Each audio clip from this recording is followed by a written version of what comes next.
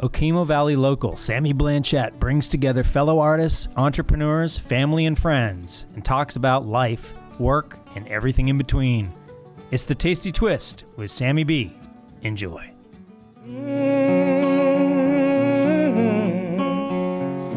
Off key.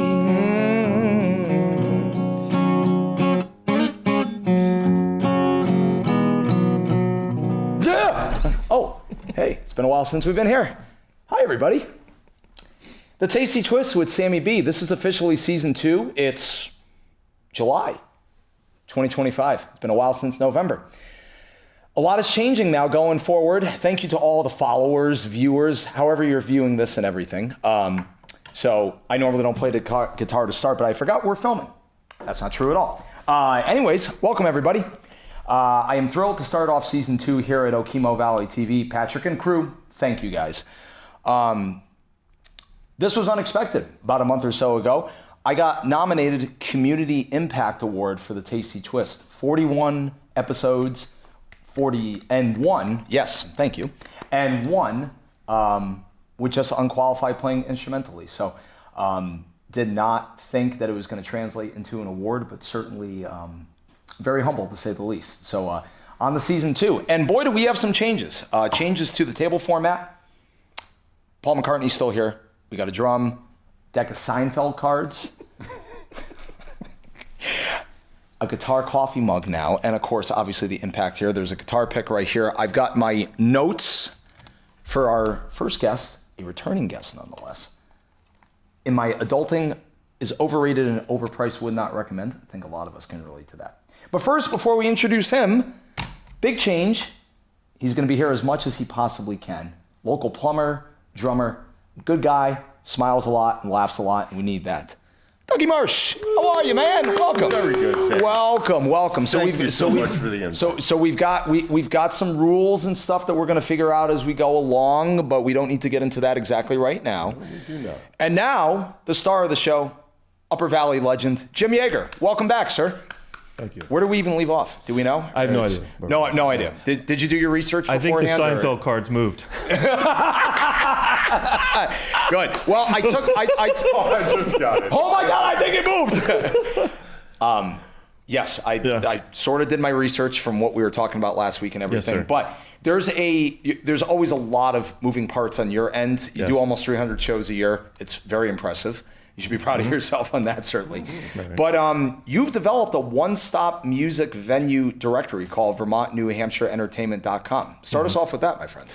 Well, it's not just a music directory. It's everything. It's entertainment directory. Mm-hmm.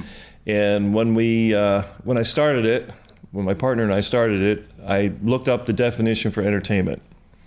And entertainment, basically, the definition of entertainment was basically anything that amuses you. So I went from that perspective and said, well, what kind of stuff do we want on here? We want entertainment as far as music, comedy, whatever. Like, people go out to see entertainment. We want that stuff on there, but we also want restaurants. We want if you're in Vermont, we want dispensaries. Studios. I know you've reached out to yoga studios, right? Yoga studios that have anybody who's putting on events. Mm-hmm. Who's actually doing things. Dispensaries, because we don't want it to be a business directory per se. Right. We want it to be an entertainment directory. Mm-hmm. So we want people that are actually putting on events, and places where people go to find entertainment of whatever sort. Mm-hmm. Give the audience a little bit of a rundown of what you are looking for them as far as their dedicated page on your website. Oh yeah. So what you're explaining is that we have membership on our site. Our site's not just a list of businesses and you click on their, listing and it takes you to the website. We actually have a profile for each one of our members. So they have a profile page. The profile page has pictures of their business. It has, if you're an entertainer, it has a video, a promo video of your entertainment. Has a little blurb underneath that describes what you do. If you're a restaurant, if you're because sometimes we get, we got restaurants that are mini golf places and people play there. Yeah. So they're almost kind of like sports complexes mixed in. Right. So we have different categories. So you may, there's different categories under the directories. We have the we have the entertainment directory, which is the music, comedy, whatever. We have the restaurant directory. We have what we call the recreation directory, and that would be places like mini golf. That would be places like dispensaries, tattoo shops, places like that. We just want to be a little different. Yeah. We want to have really cool places. We want gems on there. We want there's like a lot of general stores in Vermont, New Hampshire that have little restaurants in them that have music or that have really good food. Like these are gems. They're everywhere in these two states. Good example of that locally around here is like Vermont Country Store with that Mildred's Dairy Bar or whatever, like for ice cream and creamies they and are a other perfect products. candidate for what we're looking for. Have you seen that yet? Yes. The directory? And at the site or at the page, the people hosting and the people who are entertainers, they can communicate back and forth right there on the page with one another. No, it's not social media. Okay. Yeah, Doug, we were Google Calendar. We use Google Calendar for it. Oh, okay. Yeah. Well, for the events we use. For the events, yeah. People cross-communicated. So, we were very adamant about not making it anywhere where people can comment. That's probably a good thing. I like that, actually. It's just a resource. Okay. Where people can find information that they're looking for. So it's a website, essentially. But they can always cross over to that person's website and then communicate through Absolutely. that website. 100%, They just don't do it across the page. Right. Yeah. Each of the profiles has all of their social media links, their website links, and then beneath all of that stuff is a full calendar of their events, their personal events. Okay. If they're a restaurant, it could be a calendar of who's playing there, what their specials are. When you're open, your menu. No, we don't. That's one thing we don't do is have people put when they're open and when they're closed. You can go to their website to find that. Only because, and I'll tell you why. Because every profile's individual calendar gets fed into. We have a main calendar of events on the front page. So we don't want that to be flooded with so and so is open today, so and so is closed today. Gotcha. We want it to be events, or specials, or. This thing is completely designed for the end users, and where it comes from is years of me working in the entertainment industry and in the hospitality industry, because I work for the Woodstock Inn and Resort too. I'm a massage therapist, been there for 15 years, and constantly having people coming to me and saying, "What's there to do around here? What's going on? Where can I go see a band?" Just getting these comments year after year after year and going, there needs to be a place where people can go find this stuff. Have you found good draw still so far? I know we chat about like the numbers, like how many people are using it so far for a brand new website. Yes. Yeah. I mean, everything is slow on the uptake because people are always slow to go, what's this? This isn't, how's it going to benefit me or how's it work? Yeah. I don't get it. Yeah. Like, what are you trying to do here? You're right. So have questions. To be honest with you, the idea for the main calendar on the page was, to give him credit for it, was given to me by Stevens Blanchard. I was over his house one day and we were talking about it. I was telling him what the idea was. He goes, you should really have a main calendar of events on the front page. So that's been our draw more than anything else, because what I'm getting the comments from people mostly is that this is where I go now to find stuff to do tonight. Like when I'm looking for and that's the end goal. That's the bottom line. Yeah. Right. Yeah. So yeah, that is the end goal. So initially you want people to go on there, they see the main calendar, like, oh, this is going on, this is what's going on. You click into it, takes you into the event. Mm-hmm. Once you're in the event, it takes you to the website of the place where the person's playing. Mm-hmm. It takes you to the profile of the person who's playing, or the profile of the venue, if they're a member. If they're a member, it's going to take you to the profile on our site. Yeah. And then you can go from there and go into their website. You can go further. You can find their menu. So we want it to be a one-stop, Sounds like you've simplified a lot of what's going on in social media sites, but it gets so confusing and click on something, all of a sudden you're an ad. And it gets ugly with the comment section. Well, that was my next. Yeah. You wind up being almost ADHD because things are grabbing you and throwing you other places that you necessarily didn't want to go. Whereas the site pretty much narrows your focus down to this is what you're going to get from it. If you're looking for that, here you go. 100%. And we want the person who's looking to make their own decision, and to be their choice, and not have somebody else in their ear going, they can ask their friends, they can ask whatever, but we don't want this flurry of comments. That's you're simplifying. It's like we mentioned before. Taking the good parts of what social media should be and kind of putting them there, and hopefully the other stuff is going away. That's what we're attempting to do, yes. Isn't that like what we mentioned like before we started recording? You're forcing people to think. Like you want to go back to like, forcing them to think. Yeah, I mean, I think people want to think. I think that we're just, they do think, and people are smart. They just get so inundated with stuff they don't want to see. That are drawing on the negative elements. Yeah, exactly. Have you gotten inquiries from places outside of Vermont and New Hampshire yet? Yes. But I'm very clear to them if your events are happening within those states, you're welcome to be a member. Mm-hmm. Right. Because it'll probably get complicated. There's people that are right on the Massachusetts border on the other side, but they might be playing in New Hampshire. Mm-hmm. Right. So we have to take those case by case, but mostly it's been Vermont, New Hampshire. Yeah. I think it's a fabulous thing. I enjoy updating my Google Calendar. I enjoy the use of it. It is 100% needed around here for tourism and for everybody. So I think that's fabulous, like what you've accomplished and everything. And are you still doing the free for a year to start for people? Yeah. Absolutely. Yeah. Because a directory is no good if people aren't going on it. Right. So we have to build our clientele first, build our membership, and that's the thing. It's the bottom line, really. Like, if I'm going to look for, the best directory for things to do, I want the one that has the most places on it. Yeah. Right. So the way you do that is, How much time weekly do you think that you spend on this project? Well, the last couple of weeks, I've actually, dropped back a little bit. Only because, and we can talk about this later, I'm dropping back in a lot of things because I'm just overworking. So as you have 7 shows this week. But I was spending, pretty much every day on it during the week, only because one of the difficulties in doing something like this, especially if you have a calendar, and is getting the members to understand that they have to update their own calendar. Yeah. And we're not going to do it. And that there's a format for updating your calendar, because everything you put on your calendar ends up on the main calendar, which needs to be formatted. Or else it's just going to have willy-nilly everything on there, and then people aren't going to look at it. Or you're going to come in late with your calendar, and we've already uploaded it. And well, no, it uploads immediately. Oh, automatically. Yes. Automatically. It automatically uploads on the main calendar. Right. So every time that you update your own, it connects on to the main one. Yeah. The bigger issue is just make sure it's formatted so the end users, so they can read and it makes complete sense to them what's going on.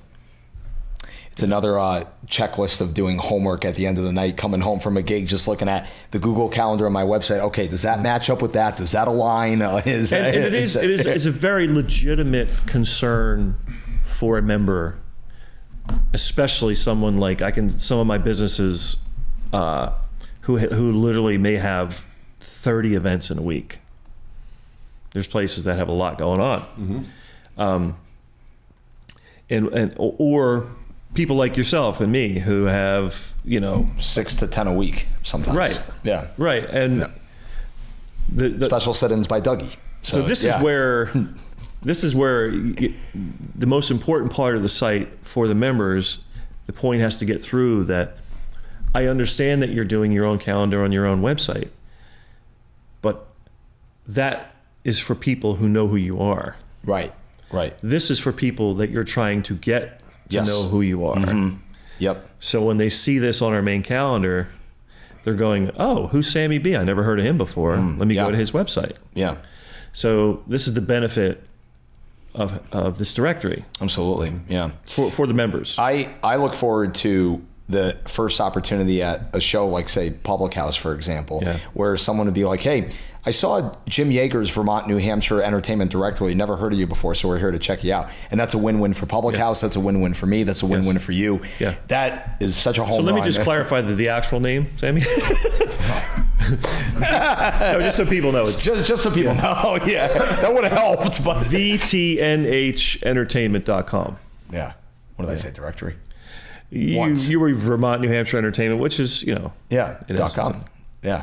So it's VTNH Entertainment. Yeah.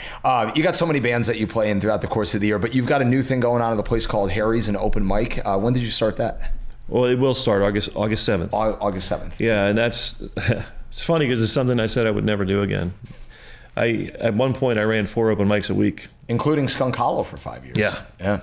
And I loved it, and I just wanted to get away from it for a while, and that's what I did. But I just didn't think I was going to go back to it. But I really am excited about this new open mic because I really want to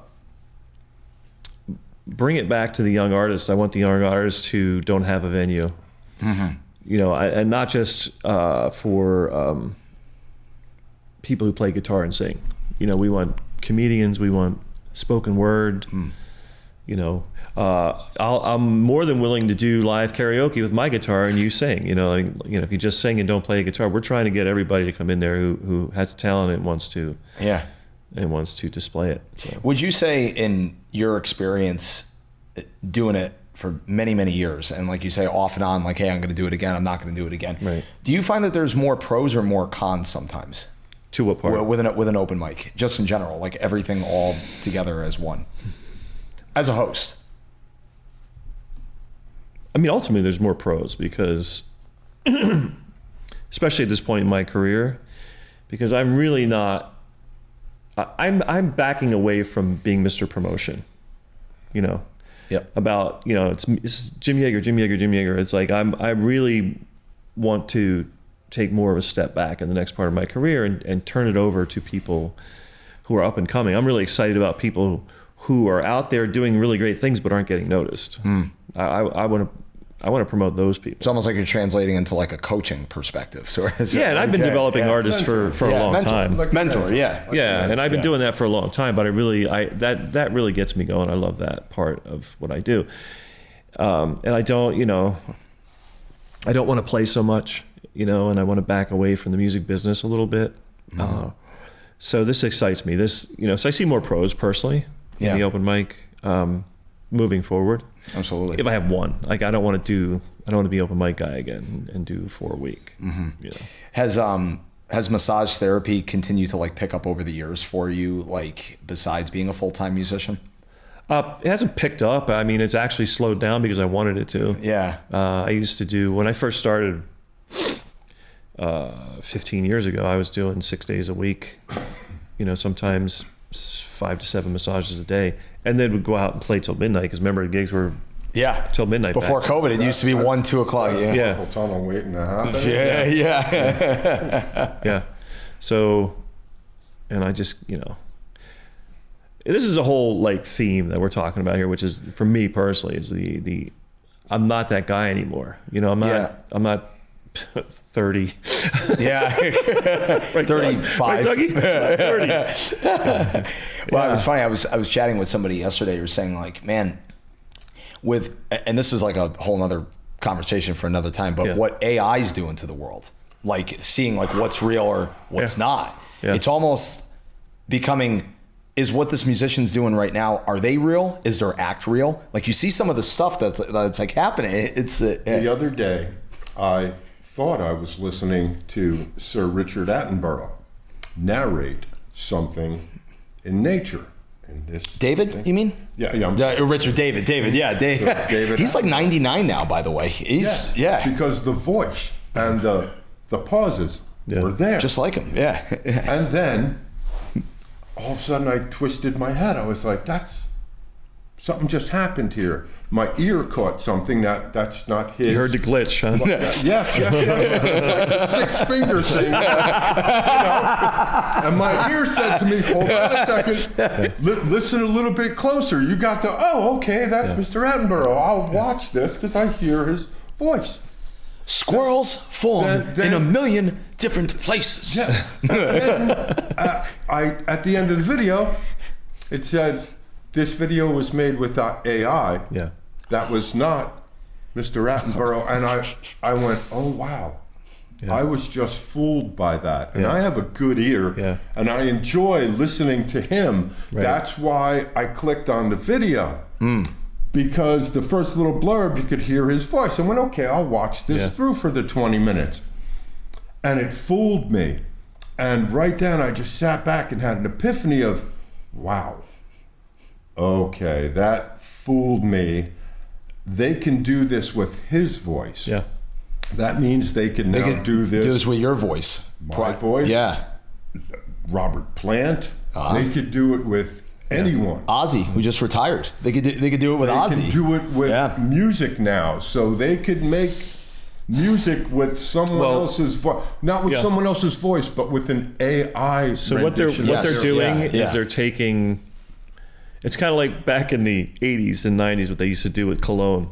If you like Drakkar, you'll love Placar, right? Yes. They're doing that. They're saying, if you like Led Zeppelin, we're going to make this. Led Zeppelin. We're going to create this band that sounds kind of like Led Zeppelin. Yeah. It catches you in all the right, all the right neurological spots. Yeah. Right. But we already have a great Led Zeppelin band out there. Oh, sorry guys. Greta Van Fleet, love that band. But the vocalists they've proven themselves. Oh yeah, big time. We're getting way off. Yeah. Right. And I want your biggest fear. Yeah. I want to take it back to your AI, or bringing up AI. Yeah. Back to what we do, Sammy. Yeah. And I'll ask you a question. Yeah. How do you see this helping us in what we do? I'm not sure. Yeah, to be in the planning aspects, in the marketing aspects. Well, the marketing aspect maybe could be a different layer to it, but as far as affecting our playing and singing ourselves, I'll actually draw the state of Vermont into this also as well. Okay. I don't know if it's really going to affect what we do. It's only for the people that are just literally glued to these that it might change and stuff. We think we're human, right? I don't think we're robots. We're like to someone else's eyes out there. But I guess like the short-term answer is I don't really know yet. Maybe give it like another 5 to 10 years, and then we'll have like. Well, I think there's going to be the same way it's helping the corporate world, the same way it's helping. Like I do see what I'm trying to do, Doug and Sammy, is bring a little light to this. Okay. It's the same as social media. We were having the social media conversation and saying, 20 years later, a few minutes later, Facebook was supposed to be this, and it ended up being the cyber, the blank show. And I think, but the truth of the matter is this really what you want it to be?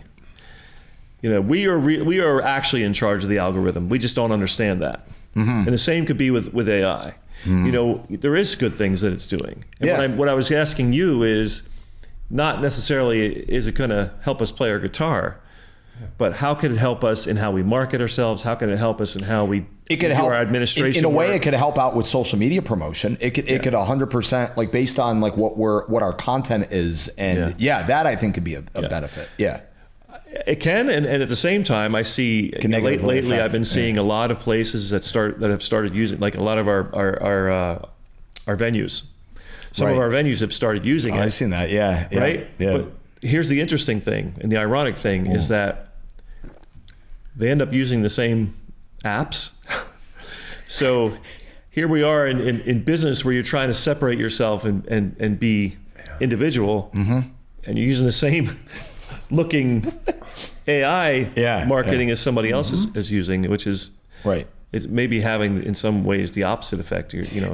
And I know you haven't necessarily, to shift gears a little bit, I know you haven't necessarily done this as much on your promoting on Facebook for your gigs and stuff, but have you ever tried working with Canva before?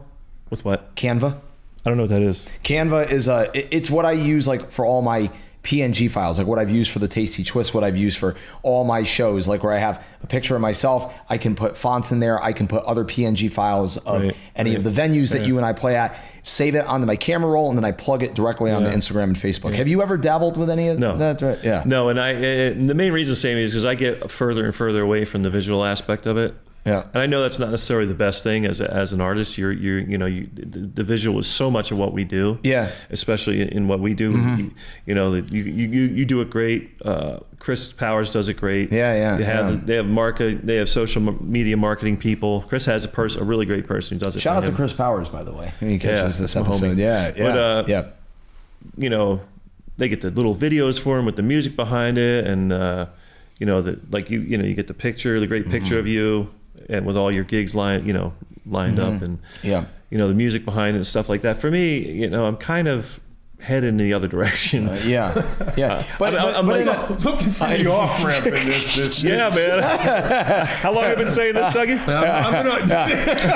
I took 3 or 4 years ago. I took a left at the wrong side. I took a left at the wrong side, and I'm going like that. Well, no, Sammy, you're a lot younger than us, obviously. Yeah. You know, so you're. I was referring to the gym going another direction, like back it up. But yes, I am 35. Yes. 35.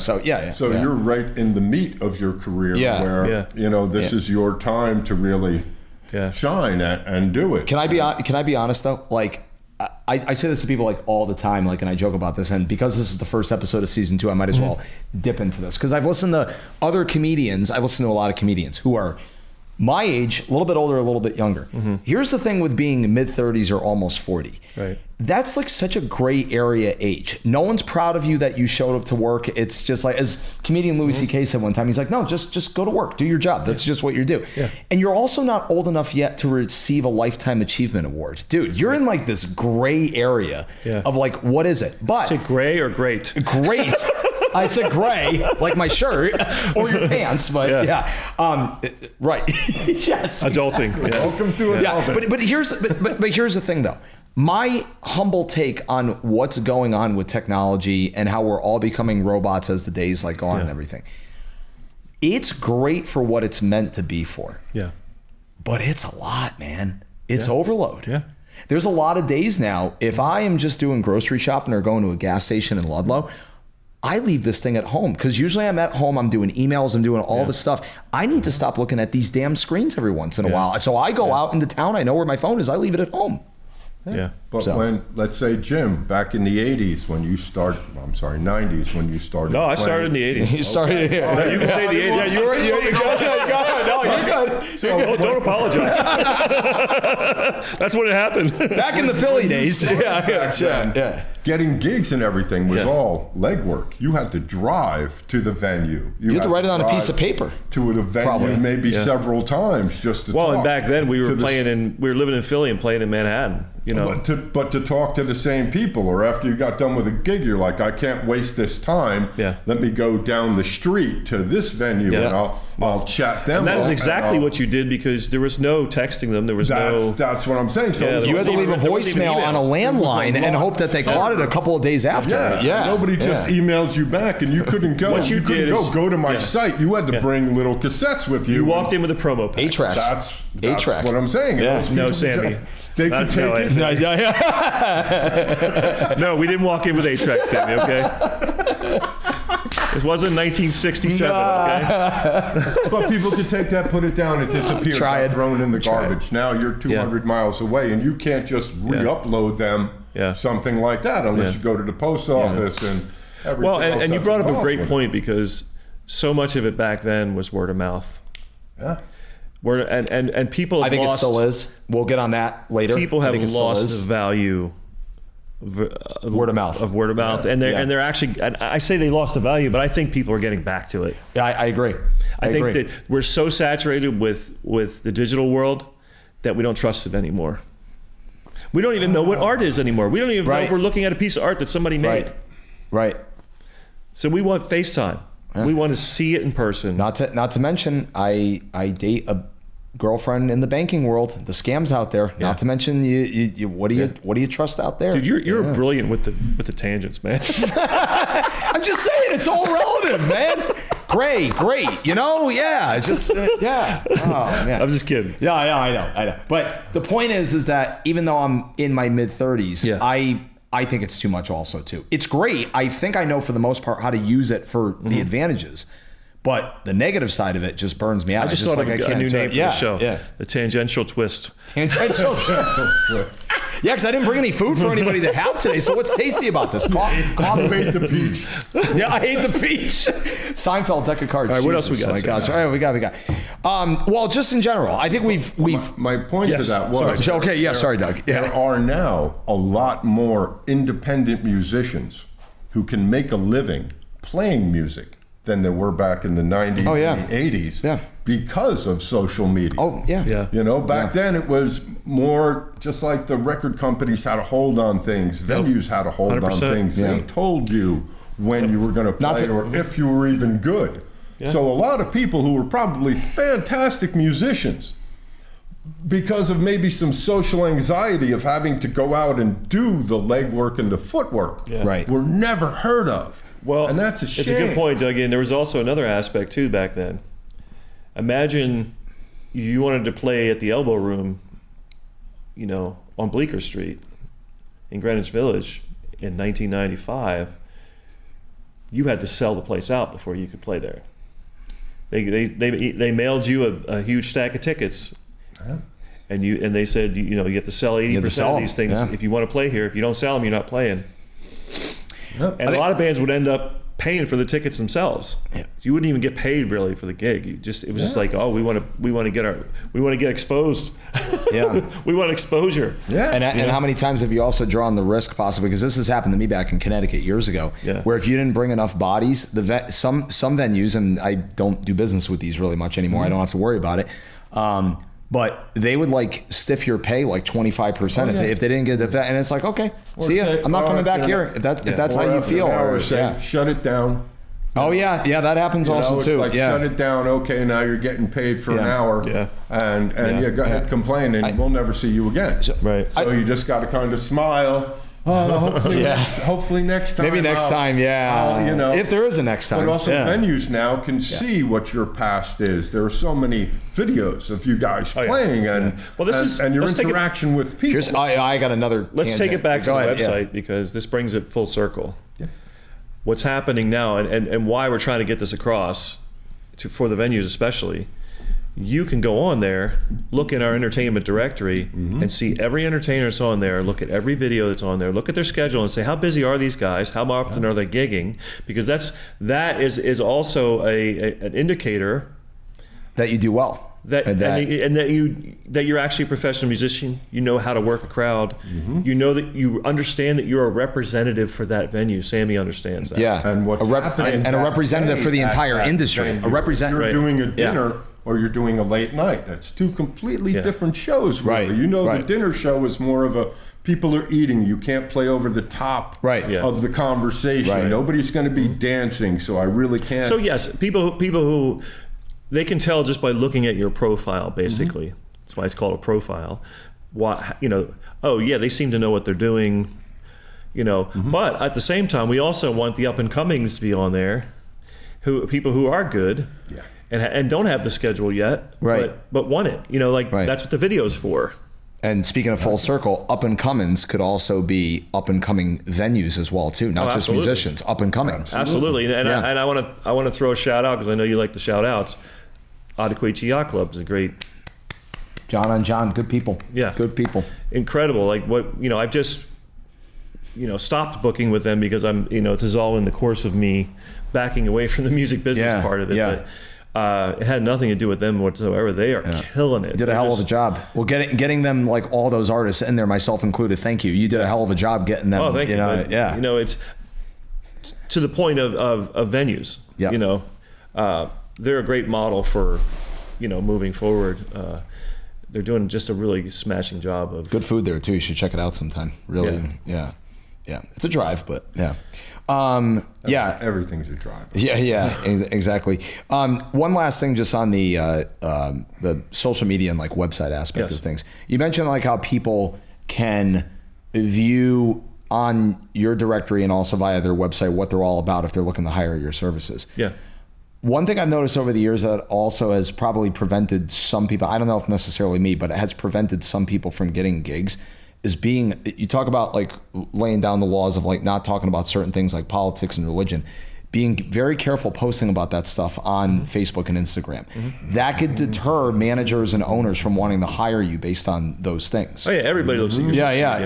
Yeah. Your jobs, look at your social media. Yeah, they look at past pictures from college, is he beer ponging it up? It's do I want to hire that guy? Has he grown up since then? Just stuff like that. Yeah. So Back in 2005, he said something about this. Oh, that's kind of a little risque. Before you know it, and it doesn't have to be because of your talent or because of what the venue is looking for. It could be that one person. It's crazy, right? It's interesting. It can go both ways because I used to have a professional Facebook music page, and I dropped it. And the reason I did is because I realized that fans, if you have fans of what you do personally, I always buck the idea of having fans. I didn't like that, but it's true. You do. There are people who we'd love to come see you, and you got to get used to that, and you got to be like, you got to stop doing this. And I mean, you're really good at it, Sammy. You're very good at it. Thank you. But I bucked it for a long time, and I realized, no, I have fans. I have people who come see me, and fans want to know more about you than just where you're playing. They do want to know more personally about you, and so I just kept it on my personal page, and I let go of the political debates and everything and all that other stuff, and mostly because I am not political anymore and never really was. I don't want to get into that discussion. Yeah. But so it's actually helped me to. I mean, I still have the professional music page, but I don't really use it, to be honest. So strangely enough, to add on to that, though, Yeah. don't you find, though, you still have to know, boundaries with people, though, also as well, too? 100%. Yeah. Oh, yeah. So I think that's where it can get tricky every once in a while. You want to embrace everybody. I mean, dude, I work for Okemo during the winter at the main lift. Everybody, and shout out to everybody that does that and everything. I'm grateful. But every once in a while, sometimes boundaries can still be crossed as far as how much that they want to know. Ooh. And maybe that's on us to not post as much maybe on our page, outside of our working career. Does that make sense, or is that it makes sense. What do they want out of it? You know what I mean? It is great to be fans and be kind, right? That old saying, just be kind, because someone could be one thought away from X, Y, and Z. But you still have to have boundaries within yourself, though, and your family. Yes, right. And let me speak to that real quick. Yeah. Doug, you look like you have something you want to say about it. I was just going to say, but the personal gigs, the private party gigs you get, are based off of your personality. Oh, absolutely, as much as your music. Absolutely, yeah. Not the public ones, but the private events. Absolutely, which you probably 1 out of every 7 events you do is private. I was talking about mainly people that I don't know as well yet. Okay. That I don't know anything about them. Mm-hmm. And they'll throw out random messages every once in a while, hey, how's it going? Welcome to YZ. Again, not trying to sound cynical at 35, but every once in a while my brain just goes, what do they want out of that? Do they actually really truly want to know me emotionally and personally and be sort of a friend, or are they looking for monetary? Yeah. I'm sorry to sound negative. Can I respond to this? Yeah. There's a real simple answer to that. Everything you just said right there, you say to them. Yeah. It's called honesty. What are you looking for? Yeah. Not in a mean way. Yeah. And just so you know, there's only so far I go. I have a boundary. Yeah. Yes, you can ask me questions about my personal life, but if it involves my address, no. If it involves, things I don't want you to bank know, account, then, no. Yeah, right. So that's no. I don't think people are going around looking for musicians to invest in their next venture. Unless it's to play at a corporate gig. Yeah. It's about reading the room. Bottom line is what you're saying. Sadomasochist. Yeah. It's bottom line what you're saying. It's reading the room, basically. It's reading the room, and it's not just reading the room, but it's also being able to be authentic, transparent and honest to people without being emotional.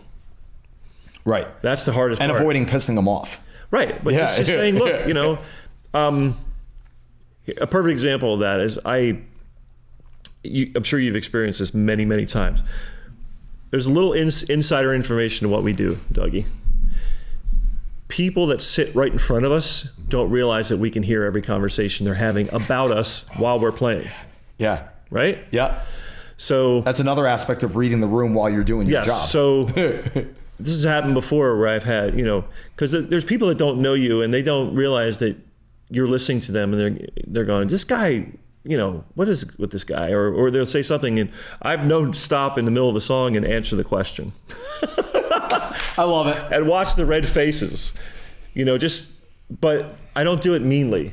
No, I got you. It's a very, very raw response to say, I hear you. I hear everything. How about this one? you're playing your own version of a cover of one of your favorite artists, and the 4 or 5 people, like this has happened at Killarney's all the time, because it's like it's a, we talk about layup, it's a layup right there for them to be like exposed to this. And they're like, I think that's Tom Petty, I think that's Bob Marley, and I just go, Eric Clapton, and they go, wow, there it is. I do the exact same thing. I love that. They play the guessing game is the best. If you can get somebody, if you can get a table involved in the guessing game and you hear them, you have them. You've brought them in. They're not leaving. They're getting drinks and they're hanging out. That's a little insider, entertainer thing. But the key is, especially with bars and restaurants, you get them to the second drink, you've done your job. Boom. Even if you don't know them, you get them to the second or third drink, you've done your job. Or you have to. Or if you connect with them, and I mean this in the sweetest, most wholesome way, if you connect with their children. Oh yeah. No, I've watched both of you give away a lot of merch to children under 8 years old. Not only that, or the inviting up to to watch, give them a fist bump, give them a fist bump or something. To get them right in front of you and make eye contact while they're doing their little dance and stuff, and then their parents now are fans. It humanizes you when you're sitting up there doing your thing. Because let's face it, some people are enamored and just dumbstruck by what you guys can do. Talent-wise. They can't do it. You may have a CEO of a company who they do stuff too that I can. You're not dumb. It. Whereas scientists do things. And I've heard people like, oh my God, he is just so awesome. This is the best. And I kind of smile, because I know you guys don't look at yourselves that way. Well, it's because we do it for a living. I think because we're used to I want to bring it back to the kids for a second. Okay. Being the person in the room that has kids, and I'm making no assumptions, so I don't, Got a dog. Denver, love you. Yeah. There's 2 big reasons with the children why the parents love it so much. First of all, if you're a parent, anybody who connects with your child in a real wholesome way, your heart explodes. If they love your child in a real way, they're in your clan. Secondly, if I can keep their kids busy for half an hour while they can have a conversation, that's an instant 20 in my tip. Sometimes a 50. Right. Yeah. Right. And a private event in the future, by the way. Right. Yeah. There you go. Right. Yeah. And that lesson I learned from Brian Warren. I don't know if you know Brian Warren. Sammy knows him. Did I? Yeah, I met him a few times. He was my mentor. Yeah. Okay. Yeah. Yep. He was one of my mentors, and he said to me one day, he said, Jim, play to the kids. Play to the kids. Yeah. And that makes years of memories right there, by the way. Like that one, even that one moment, the parents pull out their camera, get a picture of how many 30 years later, there you are. Like, and now you have that kid is a fan of yours. All the time. They put the kids up against us, and they take the pictures. And then his company that he works for 30 years down the road is going to hire you or me when we're in our 70s. Like, hey, look, Jim and Sam are still doing this. My refrigerator at home is littered with kid pictures and drawings, and we love your music, and it's just littered. Dude, that's awesome. They're all in my tip box. They're everywhere. Yeah. That's one of the bright lights for me in what I do, is that's why, like, my Big Fatties Friday nights, it's a very family and kid oriented place. You're still doing that every week, right? My heart explodes every Friday night, because there's just the kids. They dance, because kids will dance to anything. It doesn't matter what you could play the Death March, and they'll be like, you know what I mean? Like they're children. They want to get away from mom and dad. Yeah, exactly. Yeah, but they're also just haven't been weighed down like adults have. They still just love everything. They're still just like excited about everything. They have hope in their eyes. Yeah, it twinkles in their eyes. 100%, littered 100%, everywhere. And it's like fuel. You know what I mean? They're that energy of being authentic in the moment. In the moment. They don't 100%. Know what the song is. The lyrics are coming out. They could care less. So anyway, going all the way around the block. Yeah. We'll circle it back around. Conversations do. We'll circle it back around, because I'm certainly thrilled that your first episode, I think, has been a hit so far in my eyes. Yeah. My eyes and everything. Yeah. And I'm happy that you're the first one of season 2. Welcome back. Obviously, Thank you. Thank you, even with no guitar. But stepping back a little bit on work, stuff and everything, just focusing on yourself more. Yeah. Is there anything new like on the horizon? Like, what's next? Like, you releasing demos, EPs, like CDs, you going in the studio at all? Right. Doing any new music going forward? Well, there's been the Funky Flats. Yep. Nice shirt. Yeah. That's a cool design, by the way. That was designed by Sarah, who's the wife of the bass player. Sarah Mock, she's amazing. Yeah. She's an incredible artist. And she designed that and actually printed all the shirts too.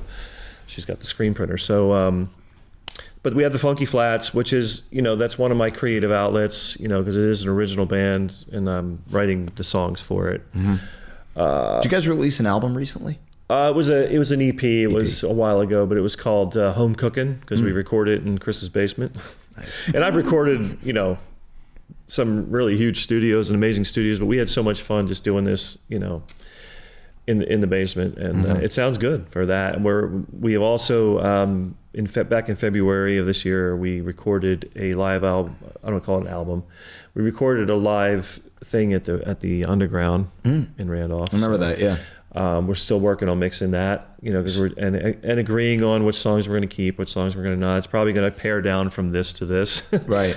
What did you guys have prepared? Like 15 something odd songs, and then you just wean it down or something like that, probably. Yeah. Yeah, and when you do a live record, man, it's especially when you got so many moving parts, like a funk band with a horn section and everything.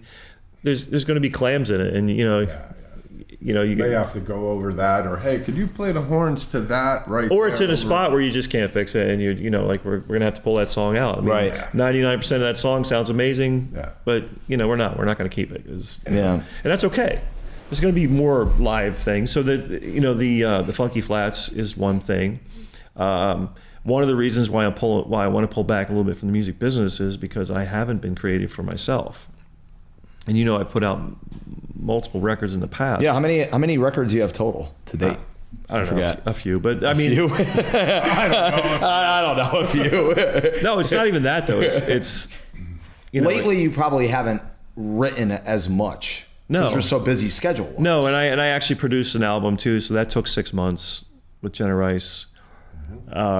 We recorded that record in Squam Lake in New Hampshire. A guy named Randy Roos, who is actually really well known in the jazz fusion world. He's a Berkeley professor and jazz fusion legend. And super nice guy. It's called Squam Sound. Incredible studio. Nice. But we recorded that record. So that was 6 months right there last year. Actually, it was last year into this year. I'm always blown away by how much joy and motivation you get out of being a mentor. We used that word earlier and everything. Yeah. And that's how you want to do like a lot more of that. But what really stood out to me, like I've known you for a handful of years now, but your professionalism when you were helping out Rebecca Termel get her like foot in the door down in like Nashville and just recording and stuff, that speaks volumes, man, for all of us young guys, like continuing to try to like, get out there and like build on something. So kudos to you, man. Thank you, Sammy. I appreciate it. Yeah. But what a lot of people here don't know, in New England, because I've only been here 15 years, is that I was in the music business back in Philly. I was in a band. We were touring, and we were doing showcases for record labels. So I knew that business from back then. It's changed a whole lot. But working with Becca, I had to kind of learn the modernized music business and learn about algorithms. Algorithms. That nasty word. It is in the music business. It is really ruining the music business. Yeah, the algorithm thing, and because it's you take somebody into that world and they say, well, hey, I want to get signed to a record label. Okay, well then you need to pick a genre. You need to be very specific about what you're doing. You need to do this many posts a week. You need to do that. Like the whole.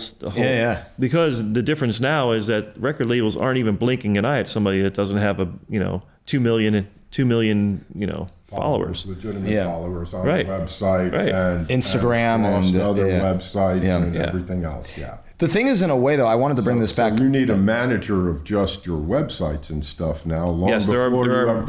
Your investment into it isn't just a guitar And there are people, Doug, who their entire job is social media for musicians. Oh, yeah. That's all they do. I need to find one of those has to be paid so I can get back to writing music. That has to be paid for long before you're making money on that. You know, but it's an investment. It's hopefully it pays itself back in a couple of years. Hopefully, you're tired. Hopefully, hopefully, yeah. There's that word. Hope.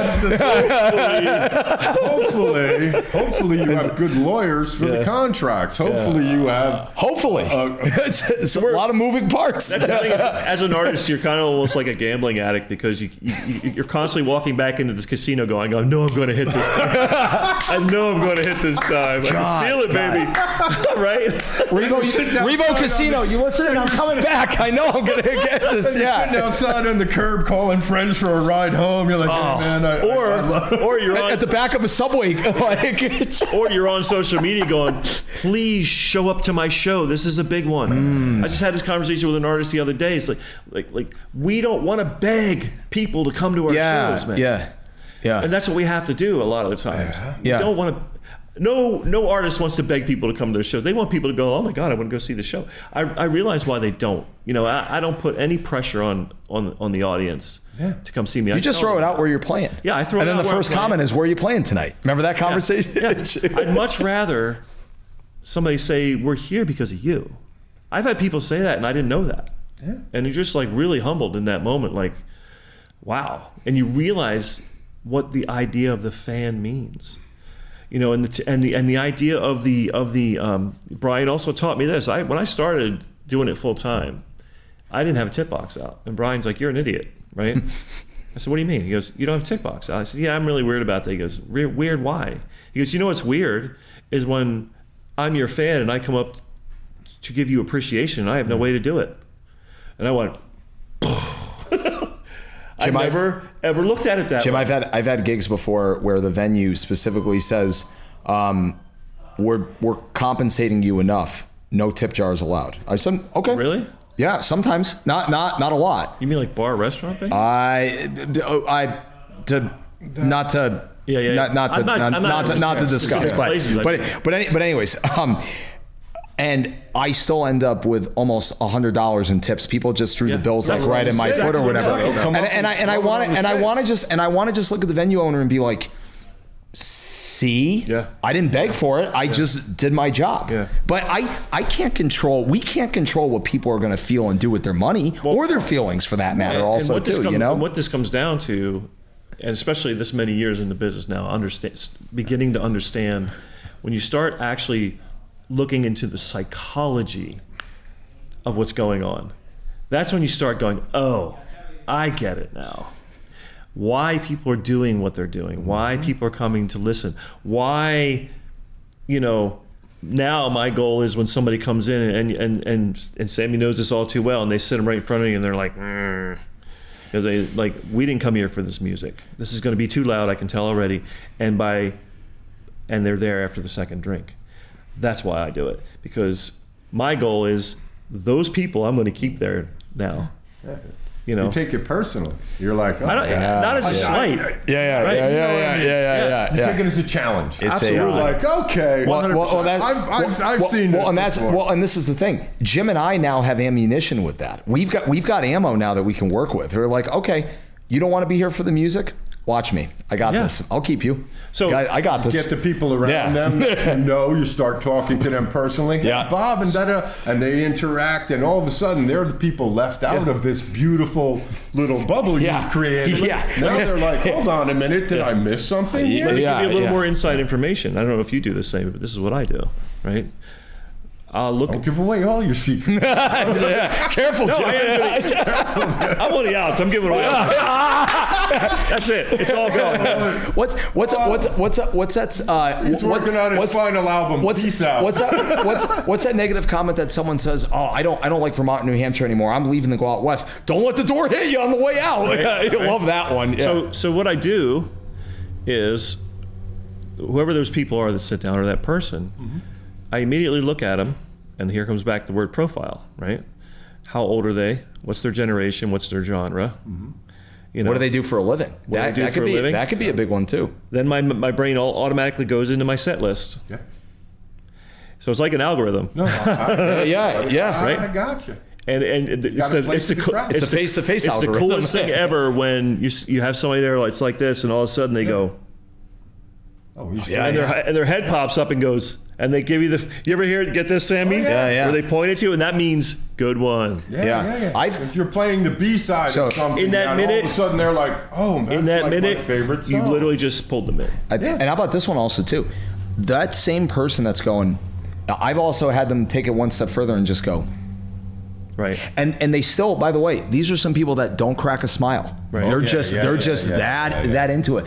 Yeah. And they won't clap, but they'll stay for majority of your set. And then they look at you and go, dude, you're mind blowing. Yeah. Like just the psychology. You don't know what they're going to do, but you got them. But you got them. That's the thing. It's a very interesting. Entertainment's a very, very interesting, because so much of it, what we're seeing with our five senses is what's on the surface, but it's the iceberg. 99% of it is the psychological below the surface. Oh, yeah.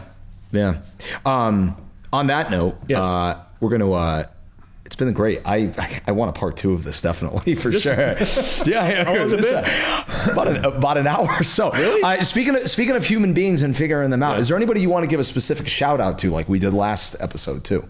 I definitely like the OIC. I wanted to thank them and how well they're doing. I want to thank all the venues that all the venues that give us a place, and all the fans that give us a job to do. Mm-hmm. That I literally, I don't know how many people can say this, but I literally pay my mortgage and pay my kids' college bill and pay my everything on doing music. So when people ask you, hey, what do you do for a living? Music. Really? Yeah. And I do massage too, but that is a very small percentage of, most of it's music. Mm-hmm. So we love our venues. So thank you, people. Yeah. Dougie, for your first episode, debut, shout out to anybody. Yeah. Besides your dog. We love your dog. You guys, you're two of my favorite musicians. Thank you. Because of what we've talked about. Yeah. Because you're open, you're honest, and not only are you musicians, you're entertainers. And that, to me, is very admirable. You get people involved with what you do. Mm-hmm. Right. Not only the people in the venue, but people on social media and everyone else. You're always positive about everyone. You got into this for a very wholesome reason. Mm-hmm. There was a fire in your belly when you were younger and you needed to get it out. But I guess to simplify it, you don't use your superpowers for evil. You use them for good. Mm-hmm. So I'd like to thank you, brother. Well, thank you, brother. Question I have for you guys. I'm going to give a shout out, of course, always to Okemo Valley TV for providing this platform for me and my family. My family is the most important centerpiece in my life for supporting me with what I do, and the fans also too. To add on to what we were saying before, how the fans are like, hey, we're here for you. Bottom line, if it weren't for the fans in the venue supporting us, we wouldn't be here. So percentage question. Is it more your talent on your instrument and your voice, which are kind of act as the same thing also too, or how you mingle with the people in between or during? I think it's a 50-50 split, because I've seen many a guitar player who could sing that loses the crowd and just goes from one song to another, without interacting with the people. And it's a completely different feeling and a completely different vibe of when someone is doing it and entertaining people. Mm-hmm. Like it almost goes back to the old days, where people up in the Vegas stages were, they were entertaining people. Yes. And just sitting there and playing songs that you learned and memorized is not what it's about. They understood the psychology of it, Dougie. Well, no, that's it. And to see it done, it's a beautiful thing. That's all part of it, just sitting there and playing while people are eating. You could turn on a radio for that. Yeah. That's not interacting with people. Right. And that's what I think is the part that is also the hardest, because you've got to overcome a lot of people have, social anxieties, or are so afraid that, oh my God, am I going to alienate these people with one word? So well, first you also have you have to get over the fear of playing in front of people, and sometimes that could take like years and years of experience, like building that tough skin to be able to do this for 30 minutes, an hour, 5 hours sometimes, and then you also have to build that tough skin of, okay, interact in between. You are not just standing up there. You're not completely invisible. There are masses. Do you know what the pro does? Yeah. They build their screw-ups into the entertainment. Yeah. They use it as fuel. Yes. When you hear people shouting something out, to be able to politely and comically tell them that that's not going to happen. You mean Freebird? Well, no, I'm kind of in a way. Remember the wobbly? No, but with anything, because I've seen you guys do it, and you'd be like, I'll give you something close, and you'll switch it over to something, you know what I mean? And that person will not feel offended for basically being, in a way, rejected of their, or being rude to you, or there's an art form in all of it. Let me close on this story. Yes. Okay. One night, we played in the Whatnots together. You remember? Yeah, I know. The original drummer, OG. One night we were at with Arthur. Shout out to Arthur. Yeah. I think I know where you're going with this. We played at the Wobbly Bar. Yes, the story. Yes. Go ahead. Yeah. I haven't heard this because that was yes. This is a perfect way to close out. From song one, right?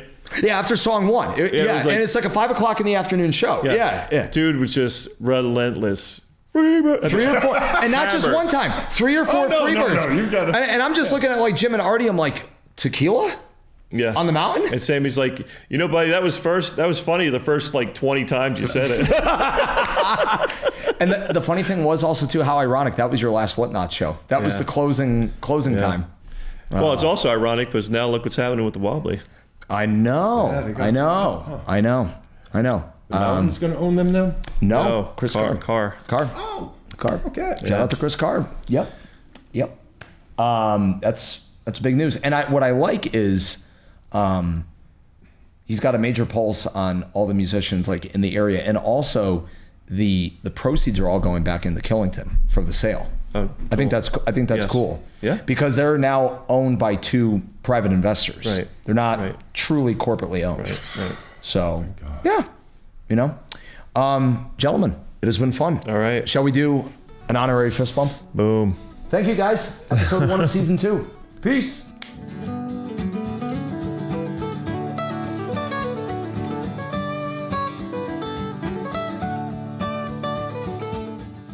Hey, thanks for watching another episode of the Tasty Twist with Sammy B.